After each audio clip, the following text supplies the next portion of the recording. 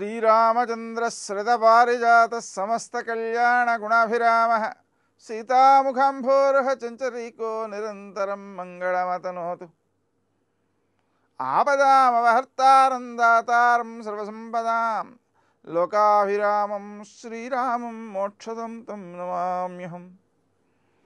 నేటి కాలమాన విశేషాలను గమనిద్దాం.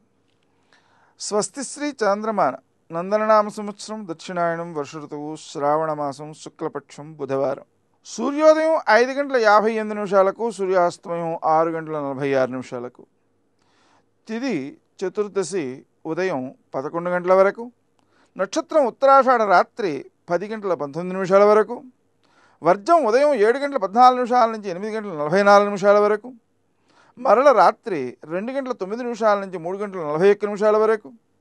దుర్ముహూర్తం మధ్యాహ్నం 11:57 నుంచి 12:48 వరకు.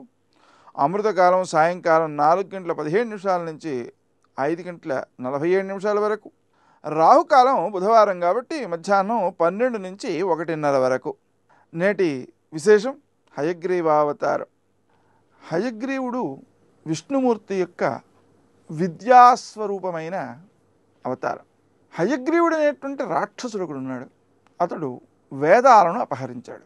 ఆ కారణంగా వాటిని మరల పునరుద్ధరించడం కోసం హయగ్రీవుడు అదే ఆకారంలో ఉండి అతన్ని జయించి వేదాలను రక్షించాడు. కారణం ఏంటంటే తన వంటి వాడే తనను చంపగలగాలి అని కోరుకున్నాడు.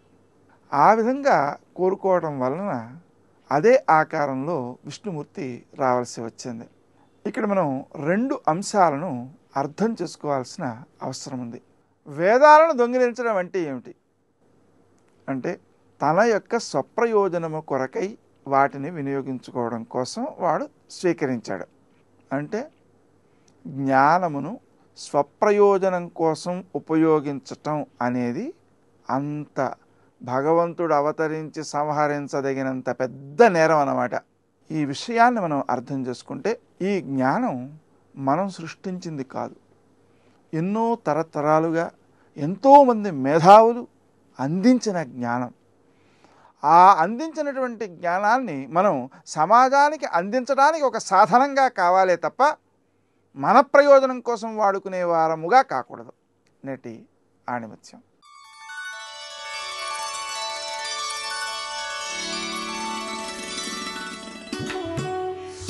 రాబోయే దుఃఖానికి మారుపేరే అత్యాశ. మతాలకు అతీతమైన తీరాన్ని చేరుకోగలిగితేనే అనంతమైన ప్రేమస్వరూపాన్ని అర్థం చేసుకోగలవు.